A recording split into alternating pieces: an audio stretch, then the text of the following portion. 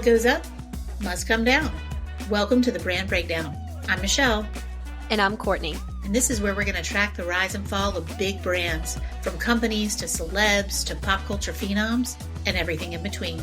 Let's get started. Hey everybody, welcome back. Super excited that it's time for the weekend. And when it's time for the weekend, it means it's time for the weekly wrap up. So I have with me today, as usual, our friend Courtney, our royal aficionado. Hello, my friend. Hello. We've got a lot of things to cover today, so I'm just going to ask you questions, and you just tell me what you know, because while I have some insider information, I certainly don't have the depth that you have. And there are several things I want to talk about, some that are not quite as titillating as others, but I do want to start with the Princess Diana portrait that was just sold yesterday, which was part of an Andy Warhol collection from the 80s. So do you know about it, or have you done a little research or whatever? Because I can tell you what I know, but I'm sure you know more. Yeah, no, actually, you tell me what you know, because you sent that link over this morning and I haven't had a chance to take a look at it yet. Okay, so in the early 80s, Warhol created a series of portraits of Princess Diana, similar to what he did with the 16 Jackies. And I saw the Jackies either at MoMA or the Guggenheim back when I was a kid, but I don't remember the Princess Diana, so I don't know if I saw those or not. But they're like, some are in blue. I think there was one in orange and maybe in green. You know, he always did those sort of color palettes. Mm-hmm. And this one was in 81, so it would have been either as she was newly engaged or newly married, probably newly married, but she has on like her engagement necklace. You remember that beautiful kind of diamond necklace that she wore. And it's really beautiful, and it's very, just pretty, and she looks young and innocent and all that kind of thing. But anyway, that went up for auction yesterday, and they expected it to sell between like 1 million and 2.5 million. And it actually ended up selling for $3 million. Oh, wow. Yeah, no, and it was only the one, it wasn't the series. So that's pretty significant. And, I would say. Yeah.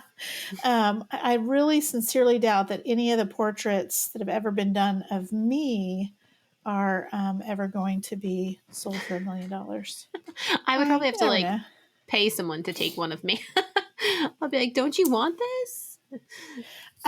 Well, yeah, certainly no one has ever asked to do my portrait. My parents paid for it to be done. No one was like, oh, Michelle is so beautiful, we have to do her portrait. Yeah, that didn't happen. But I did have several portraits done, and some of them were good and some of them not as good. And, but certainly I did not look like Princess Diana. So that was pretty cool that happened yesterday.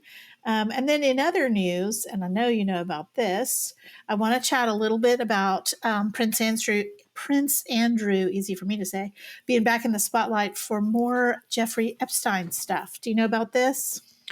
I just know that there's more court cases coming up. There's more documents being released, and Andrew always seems to be at the center of it. And I think it's probably because it's so, I was going to say he's the most well-known person, but he's not. Like, there are other very, very, very famous men who have been involved in this entire thing or on the peripheral of it. But Andrew, because he was the one who had a lawsuit come after him, he can't escape this. He'll never escape the Jeffrey Epstein scandal. Ever. Yeah, I don't think so. So what's happened is that a whole new round of documents have been released in Florida. So I think they were actually released on Tuesday, and they were unsealed by a judge, I guess, as part of the lawsuit. So nearly 5,000 more pages were made public, or 4,500. Yeah, crazy. more than 150 people who were connected or mentioned. And it, centers again on paying these teenage girls and younger women to do these sex acts with men, and maybe women. I don't know if there were any women involved or not. Actually, I haven't read that. But anyway, so I think he's, as you said, constantly at the forefront of this because he was linked from the beginning. And there was, the suit that he settled out of court, I guess, because it was going to be messy, right? Because he was in the picture and blah, blah, blah. Mm-hmm. He's just, I think that's just going to follow him for the rest of his days until he's so old that nobody really gives a crap anymore. Yeah, You know? pretty much. Well, Yeah. the other thing is that, last week at the memorial service for King Constantine of Greece, Andrew, as the highest ranking, or like the royal that was higher in the order of succession, besides the queen, who's not actually in the order of succession, but she arrived separately in a car. He was front and center, kind of like leading the family into church, and he was at Christmas at Sandringham with Fergie, and he keeps kind of trying to push himself, obviously with, I assume, the king's good blessing, but he keeps trying to push himself kind of back into the public eye a little bit, even though these things are private family events. They're private family events that kind of take place in public. And so he keeps wanting to be in the public eye. And it's like, well, as long as you're in the public eye, the things that you have done will follow you. Right. I mean, wrongly or rightly, he was present. There is photographic evidence. We don't know what he did with that young girl. And frankly, I don't want to know. And I hope that Mhm. she's healing well. But the fact that there was photographic evidence of him being with her in the first place on the island with Jeffrey Epstein, I mean, ridiculous. So dumb on his part. And I have a lot of empathy for the girl who was clearly, and girls who were clearly trafficked over the years and had no idea probably what they were getting into. Yeah. So And I think there's that's a a lot of it lot. too, is, there was a lot of young girls who, due to their age, didn't like, they may have theoretically signed up for something like, quote, willingly, unquote, but they were so young they didn't understand the ramifications of it, and they didn't understand, that consent at the age of 16 or 17 is not the same as consent at the age of 36 or 37. Like, these are very different things. And I think that, his defense, his defense has been, I did nothing. There's been a lot of other lines of defense that are like, she was there willingly, it was consensual, da da da da. She was over the age of consent in New York when it happened. But it's like, a 17-year-old consenting to something like that isn't really consent. You know what I mean? Like, even though legally at the time it was, like, it's not. Yeah. Well, so here's what I'll tell you, because I have a 17-year-old teenage daughter, and I will tell you, and she is the greatest thing in the whole world, and I adore her. But the teenage brain is not fully developed, and Right. honestly, now all of the research says that children's brains are not fully developed until they're like 23 or 24. So that's a ways away, right? So I think you start Mm-hmm. making logical decisions, as you graduate from college and you get your first job and you do all that kind of stuff. I'm not saying that you're not competent enough to do those things. And a lot of people are turned out on their own at 17 or 18 because they can't go to college or their parents can't afford to have them at home and they have to go make their own way. And again, you have to make mature decisions. But technically, scientifically, the teenage brain is not fully reasoning yet.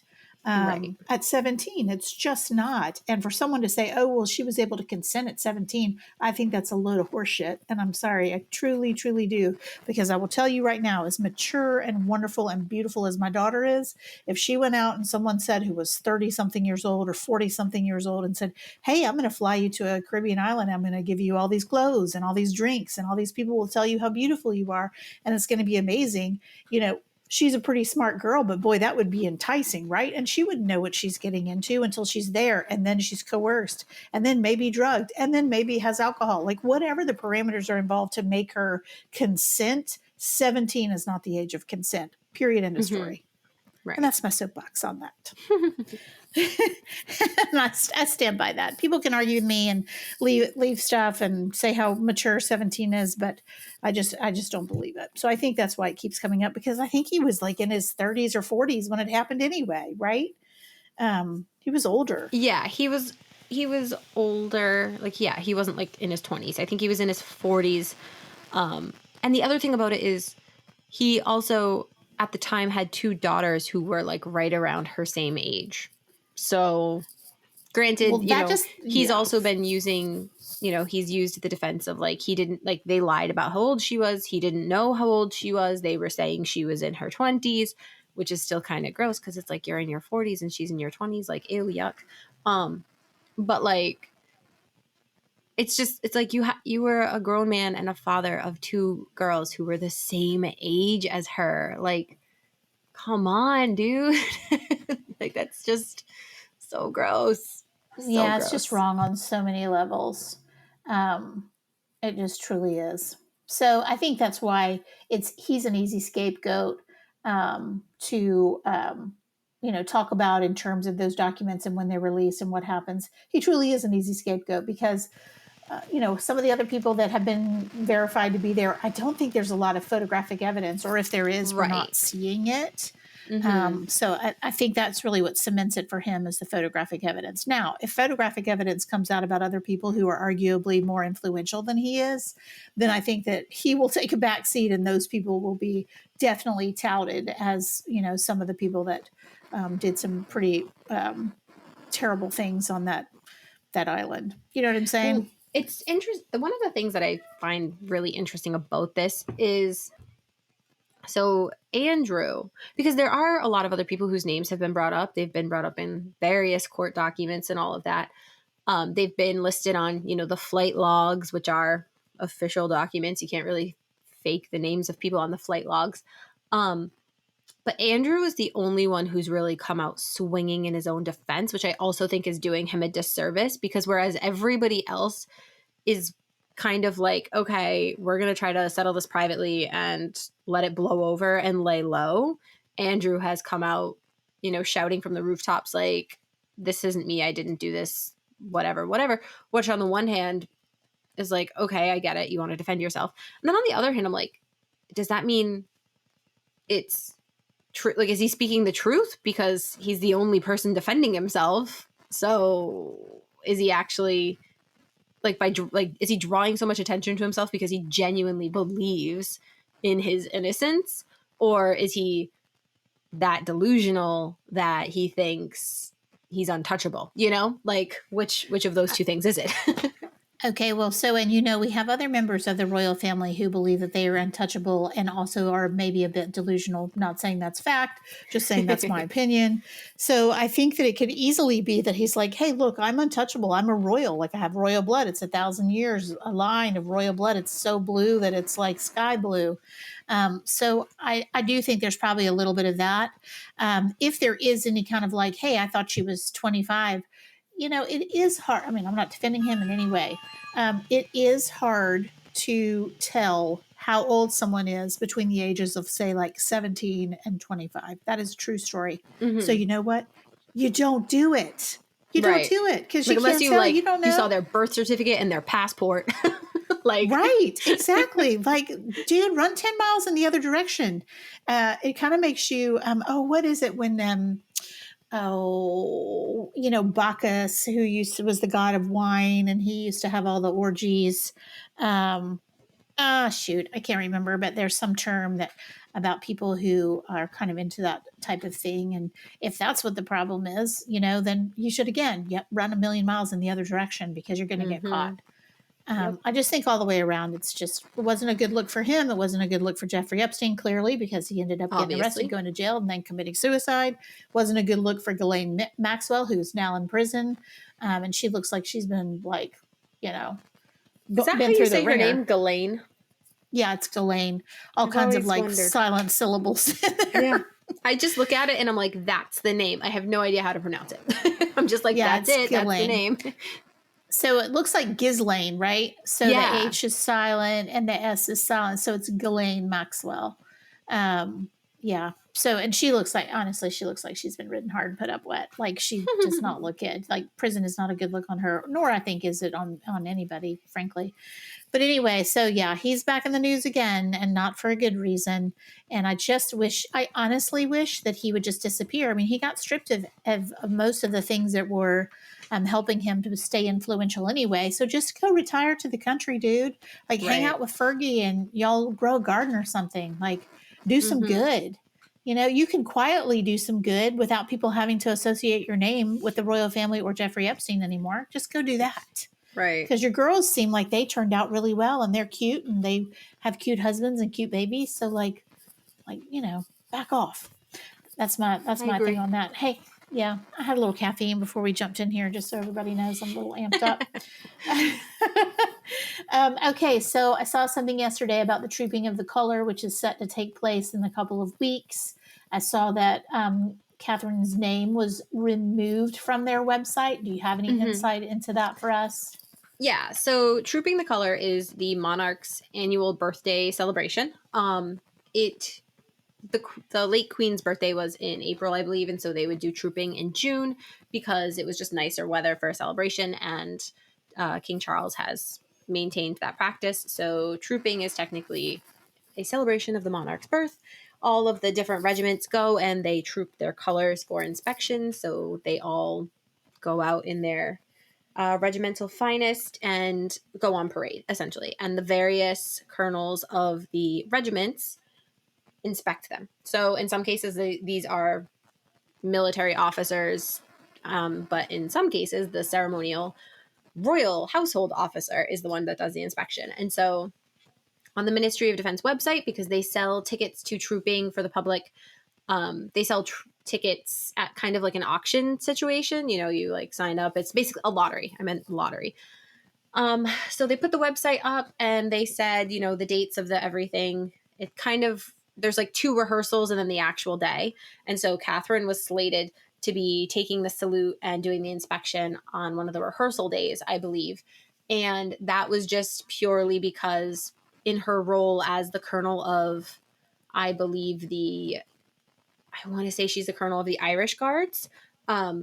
She was going to, like, that was her role. That's who does that. And so they put her up there, and then the press got a hold of it and was like, oh, so she's definitely confirmed to be participating in trooping. And Kensington Palace was like, no, we haven't confirmed that yet. And so the Ministry of Defense took it off of the website. I don't necessarily think that that's any indication of whether she will or won't be there. I think it's Kensington Palace genuinely saying, listen, we said she wasn't working until, like, don't expect to see her until Easter, which is the end of this month. So we've still got like 3 weeks until anybody should be expecting to see Kate publicly. And I think that Kensington Palace was like, please do not be promising her attendance at events because we don't know how she's feeling, which to me also says maybe, you know, we had the expectation of seeing her at the end of March. Maybe that might be slowed down a little bit. Maybe they're like, she might not be up to an event as large as Trooping is the color. You know, Trooping has carriage rides, it's got balcony appearances, it's a really big day on the calendar. And they may be like, we can't commit her to something like that this far out because there's still too much that's variable. I think that on the one hand, I don't think it's any indication one way or the other of how her recovery is going. However, if I wanted to indulge in a little bit of a conspiracy theory, I might say that the fact that they didn't let it stand says that her recovery is maybe slightly slower than they were hoping. You know, they're not saying like by Easter she's definitely going to be back 100%, you know? Um, Right. so and I don't necessarily think anybody was expecting her to be back 100% by Easter. That was just kind of the timeline they gave us of don't expect anything until then at the earliest.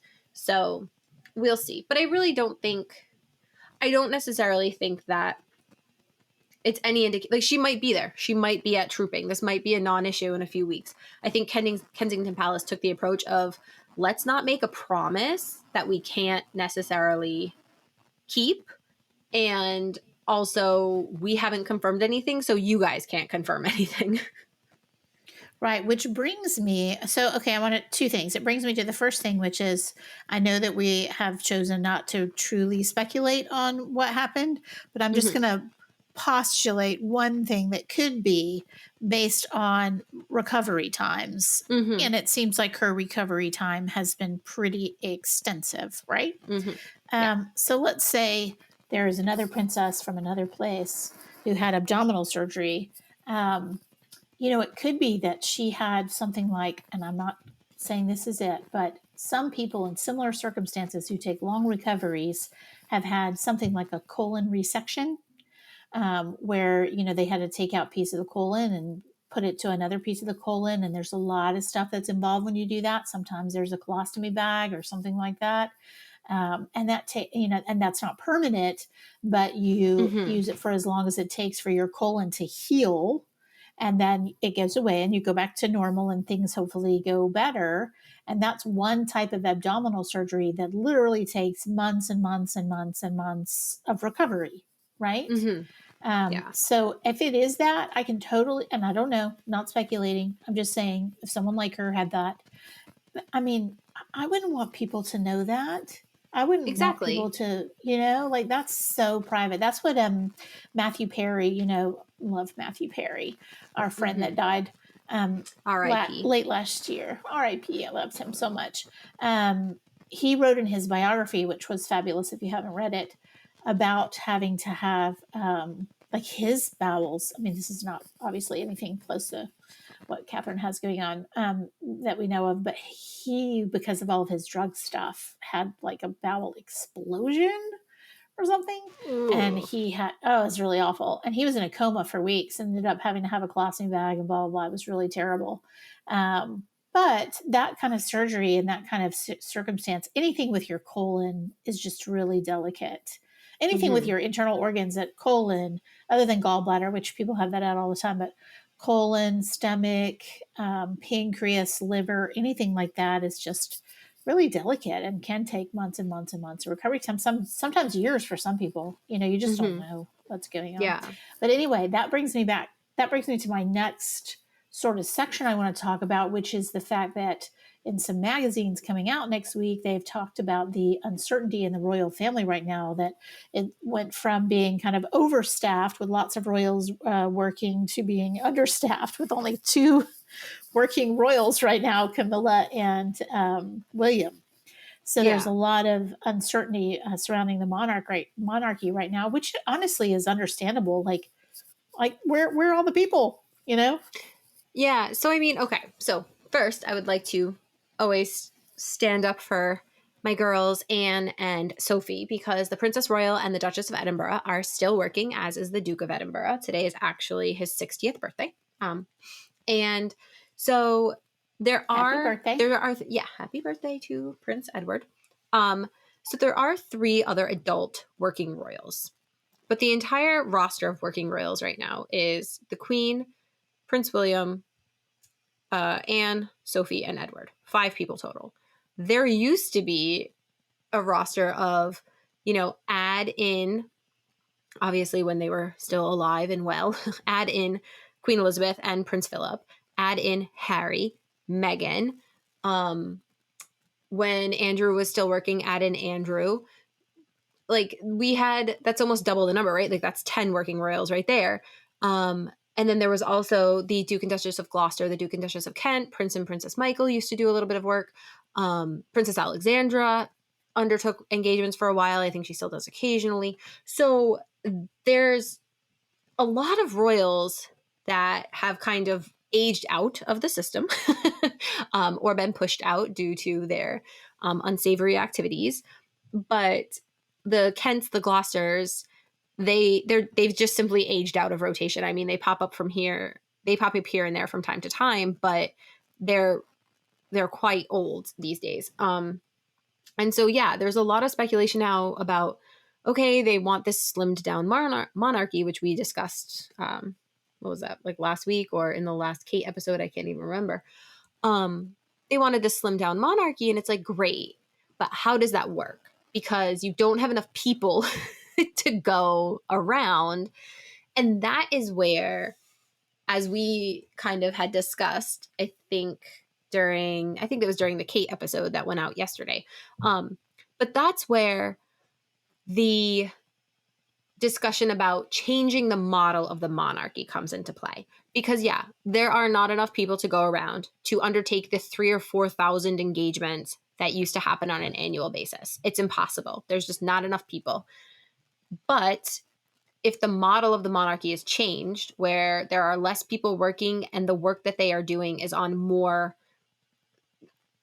substantial, they're more involved in a hands-on basis because they're working with these larger initiatives like Earthshot, like the Early Years Center, and all of that. that kind of smooths the road for there to be less working royals. In the Scandinavian royal families in particular, and also the Spanish royal family, the working royals are literally limited to the monarch and their consort, the crown prince and princess, or crown princess and her consort, and maybe the next in line to the throne if they are over the age of 18, and that's pretty much it. Like, they're down to five, like pretty much five people per family. um and they have a completely different model than the British royal family does. The problem with that, as we said in the last episode, is that if they do not communicate that plan to the public, that like there's going to be a shift, they're changing the way they do business, it just starts looking like, oh, some people are getting very lazy.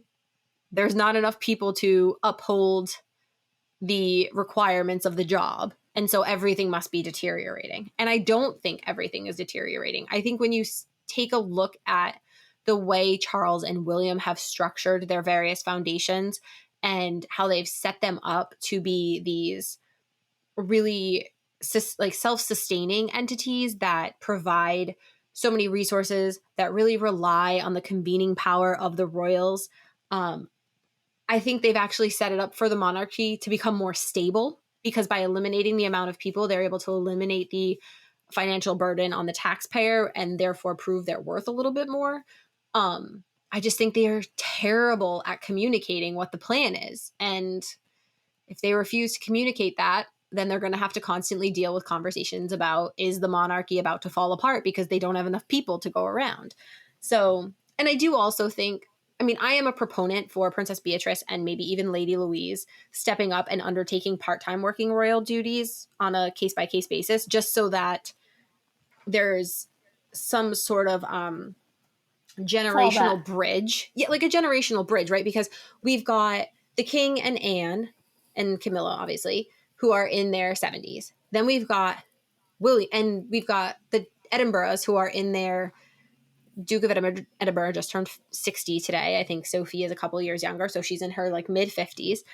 William and Catherine are in their 40s, and then the next one is Prince George. So I think if they brought Princess Beatrice and Lady Louise into the mix, it kind of gives this generational gap where, as certain people start to age out, there's not even more of a gap, because they do still, I think the British royal family will still at some level undertake those meet and greet type of events. You know, they're opening a hospital, they're visiting a children's hospice, they're, you know, doing whatever, like at an art gallery or something. There will always be those types of culturally important, flying the flag for British tourism type of things.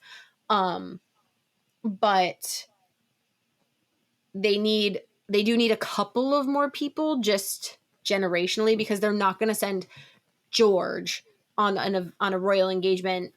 Like so let me back up. A few years ago, Beatrice and Eugenie, actually it might be like 7 years or 10 years ago by now, but they did a day trip to Germany. They don't usually undertake royal duties, but they did this trip because they needed bodies. They did a day trip to Germany. It was very well received. It was essentially a tourism trip, right? Like, hey, look at the relationship between Britain and Germany, show some princesses. It's all lovely. They're not going to send George on a trip like that when he's like 18, right? They're not going to send George No, on a trip like no. that even when he's maybe 25. Like, Maybe there's 25. maybe, depending on, you know, if he's mature, but not if he decides to go into the military and he's still doing his training or something like that, or if he's on a deployment, he might not even be available. Um, so Do they it's all kind have to go into the military? they don't have to. I don't think any of the women officially have, other than the late queen. She was an ambulance mechanic in the army. But Charles, Andrew, Edward, although Edward quit, Charles and Andrew had very successful military careers. Andrew actually was a military man. He retired from the Navy after, I think he was in the Navy for 20 years. He retired with like a full pension.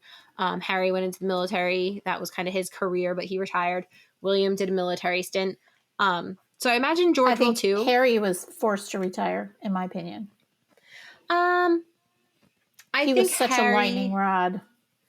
I think Harry I don't know if he was forced to retire. I think he was forced to take a step back from like active duty, and they wanted to put him into some of the more like ceremonial military roles, and then it just didn't really work out. Or you know how we were talking about how they do secondments from the military and they become like political liaisons. They either liaise at Westminster or they liaise for the royals. I think they were kind of thinking maybe Harry could have some sort of role like that. Um, and still be technically like an active military member, but just not an active service member, if that makes sense. Um, Sure. but it didn't pan out. Yeah. Didn't It pan wasn't out his because I think deal. he wanted Yeah. more. And I think when they were like, well, you're not going to be able to like see active duty anymore, he was like, well, then fine, I don't want it. Like, I imagine I would not be surprised to hear that that was another Prince Harry temper tantrum. Oh, yeah. I don't think we've ever heard anything about that. He didn't go to university, did he? No, he went to Sandhurst. Yeah. So he went straight to the military academy. Well, so I think it's interesting. There's like a huge gap between George and Eugenie and Beatrice because if there's no one in between there, what is going to happen in that ensuing 20 years if there's no one to take up the mantle of doing royal duties? Like Right. I mean, that's pretty serious. there's Lady Louise, who is the Edinburgh's daughter, and she is in university right now. I think she's like 19, maybe she's 20. She has a younger brother who is now the Earl of Wessex. His name is James. He was Viscount Severn for most of his life, but he is now the Earl of Wessex. He's either in his final year of secondary school, high school, or he just started university. I think he's still in high school. And then there's other royals, you know, like Zara's kids are all very close in age to George and the Wales children, but Zara is not royal technically, and so her children would not be called up. So our options for calling up are the York sisters and the Edinburgh kids. And I think that's kind of what needs to happen. Although I'm not thrilled about the idea of Eugenie being called up just because she's proven to be a little bit of she plays the middle when it comes to like the family and Harry, which isn't bad, you know, that's not anything terrible. I He understand she needs an loves her ally. cousin. I'm so sorry. Yeah, He needs an ally. He he has loves his no cousin. She allies. loves him. She wants to try to like remain that bridge and the connection to the family, which is like, you know, good for her and good. Admirable. Yeah, exactly. But it makes me a little bit hesitant because it's like, well, we know he's a loose cannon. So if she accidentally mentions something, it's going to be, you know what I mean? Like, I don't know. It's a little bit of a kink in the armor. But I think Beatrice, I Okay. think Lady Louise, I think James, I think they should definitely be called up just for part-time stuff, you know, not full-time working royals, but like lean on them as a generational bridge, I think. All right. So speaking of volatility, that brings me to my next thing, which we're not going to be able to do all 10 of these.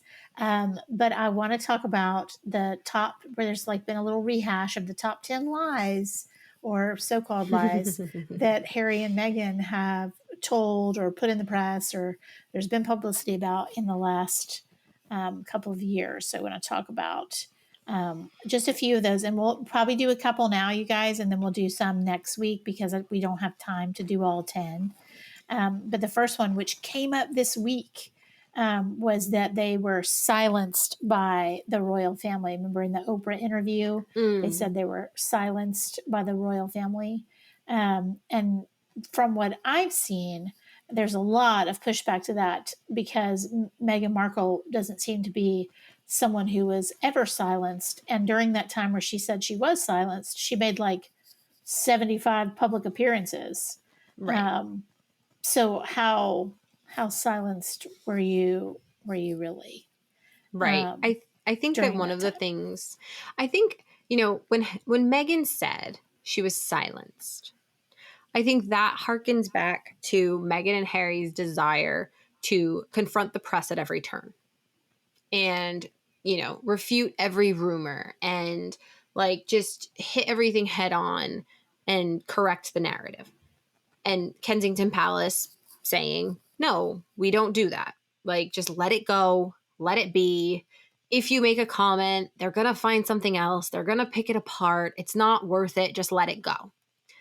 And to Meghan, I think she took that as, you're not allowed to speak or have an opinion. Like, I think she took it as a personal affront, as opposed to a, like, listen, this is how we run the whole thing. And it's actually more for our benefit than for anything else. Because if we get stuck in the cycle of commenting and commenting and commenting, we just keep opening up the door for more and more criticism. So let it go and everything will blow over.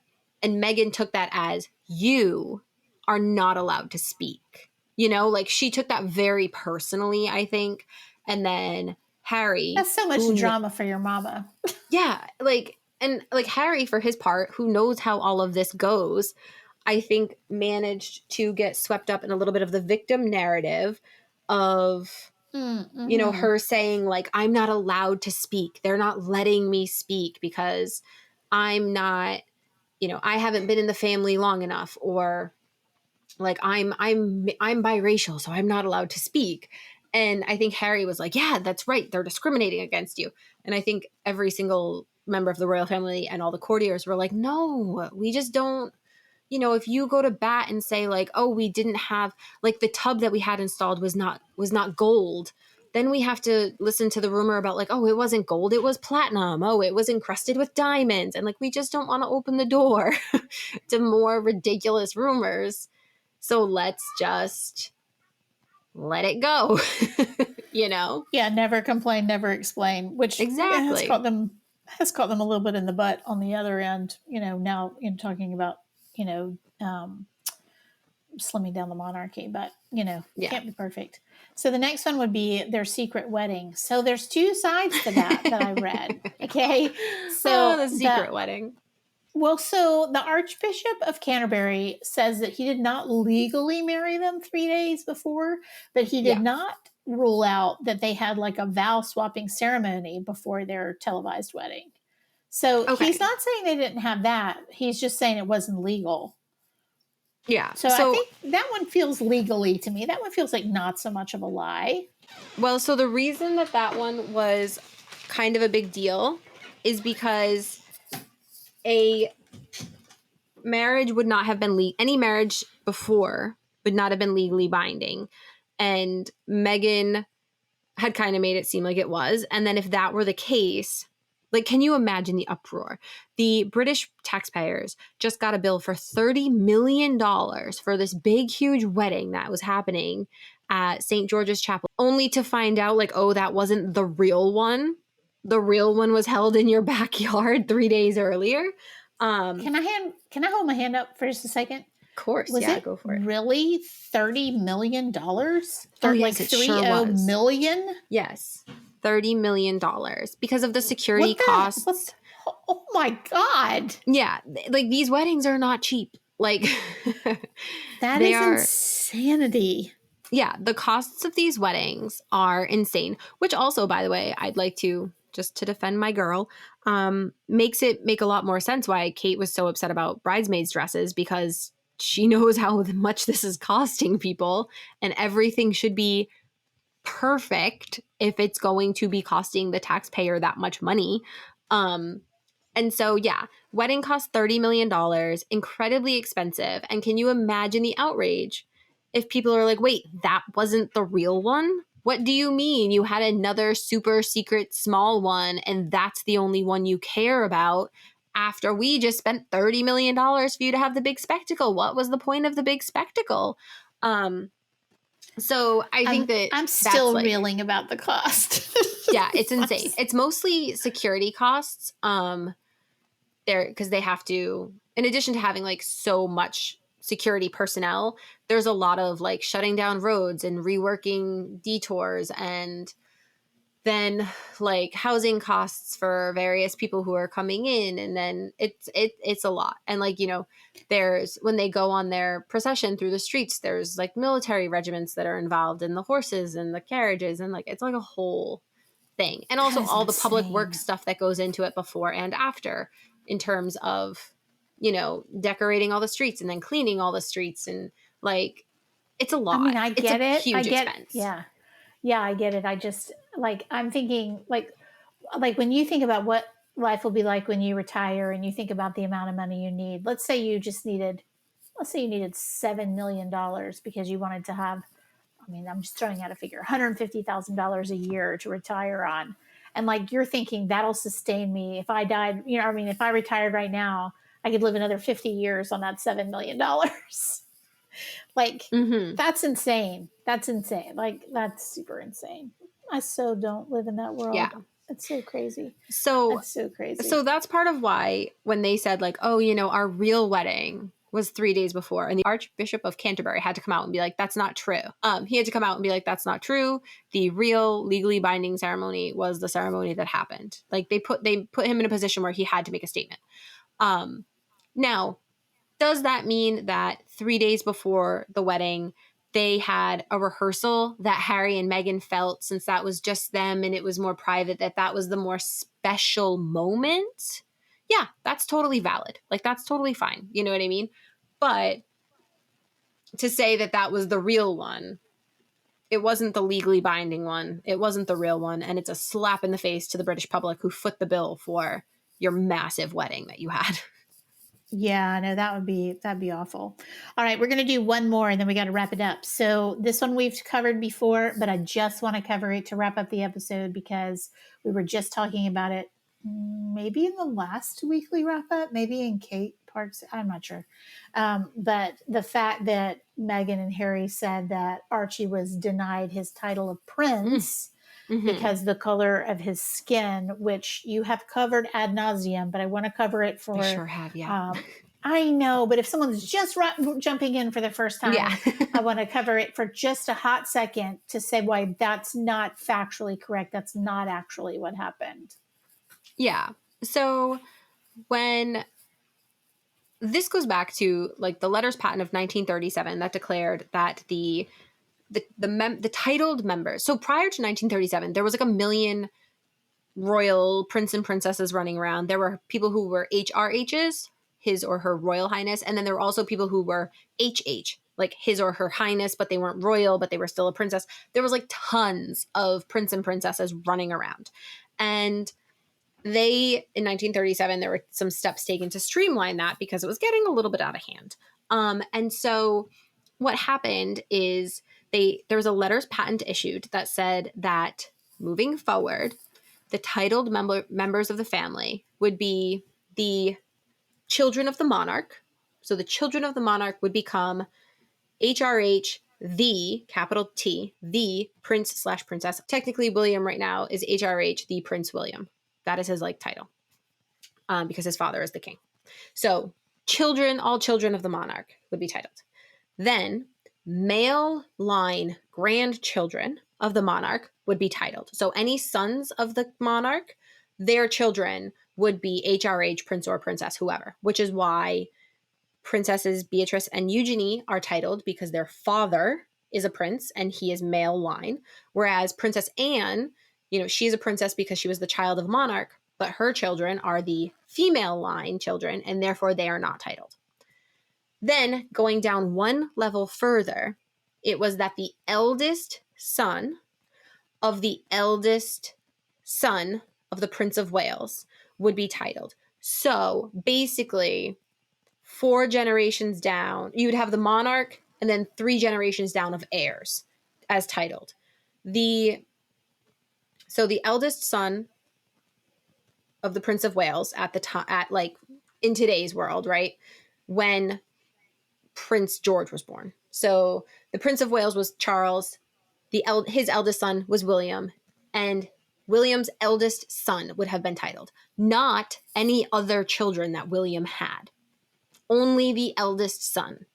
Because at the time, male preference primogeniture was in place, which meant if a male was born second, he would usurp his older sister in the line of succession.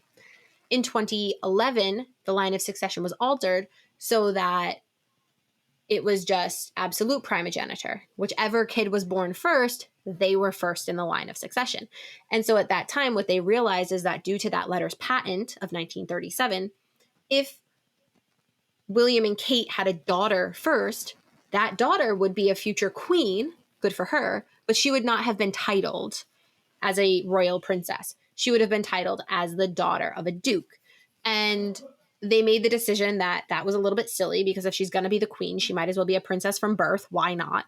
And so they changed it so that all children of the eldest son of the Prince of Wales would be titled. At this time, that meant that, and still to this day stands, this meant that Harry's kids would not have been titled until they became the male line children of the monarch, meaning when Harry's father became king, which he did last year, then his kids would be elevated to prince or princess. Or had Harry's children been born when Charles was king, then they would have been born prince or princess at birth. But that's not what happened. And it all comes down to succession. Yeah, so like how many generations of succession for the monarchy? Exactly. How many generations of succession, and also like how many princes and princesses are you going to have running around? Because you don't need every child who is in the line of, like, there's something crazy, like the British line of succession is like researched out to, I think it's like 1,000 people or something. They're not all princes and princesses because that would be insane. Most of them are just like normal people. And so this was basically to do with the line of succession, making sure that the children of future monarchs were princes and princesses, and that was kind of it. The children and the grandchildren of future monarchs, but not necessarily like every great-grandchild, every cousin, every whoever. And Harry and Meghan, when Meghan was pregnant, took issue with this because what they said is that they wanted their children to also be princes and princesses at birth, per that update to the letters patent that happened in 2011, or maybe the update actually happened in 2012. George was born in July, so I don't know when they updated it. But per that update, it was that no, only William's kids would be born princes and princesses. Harry and Meghan's kids would eventually, when Charles became king, which is exactly what happened. But Harry and Meghan wanted it when their kids were born from birth. And they said it wasn't fair. And they said it must have something to do with the child's mixed race heritage, because why would they do it for William, but they won't do it for us? That was like literally, Meghan never outright, I don't think she ever outright said it had to do with race. She heavily implied it. And she did say, like, why will they do it for them, but they won't do it for us? And it's like, because them are going to be king one day. You know, like George is going to be king one day. That's why he needs to be a prince at birth. Charlotte and Louis's father will be the king one day. So why not just let them, their titles are going to change no matter what. Why not just let them have it from birth anyway? Well, and frankly, Meghan wasn't even a twinkle in anybody's eye in 2011. So, yeah, when the change was made, I don't even think Suits was on the air at the time. Like, she wasn't even famous. I don't remember because I didn't watch it till last year. Well, so that's all the time that we have for Truth or Lies in the Harry and Meghan ongoing. That's a fun segment. On Dits. Yeah, Truth or Lies with Harry and Meghan. So next week we'll kind of cover what's happened with their security and the whole passport scandal and a couple of more that we have in the hopper that people are continuing to debunk, even after, several years, because it's fun. But other than that, this is it for us this week, you guys. I hope you have a fantastic weekend. We're so glad if you tuned in. If it's your first time, please go back and listen to some of the episodes. And if you keep up on every episode, we love you. And we're so happy that you're with us as we make this journey together. Have a great weekend.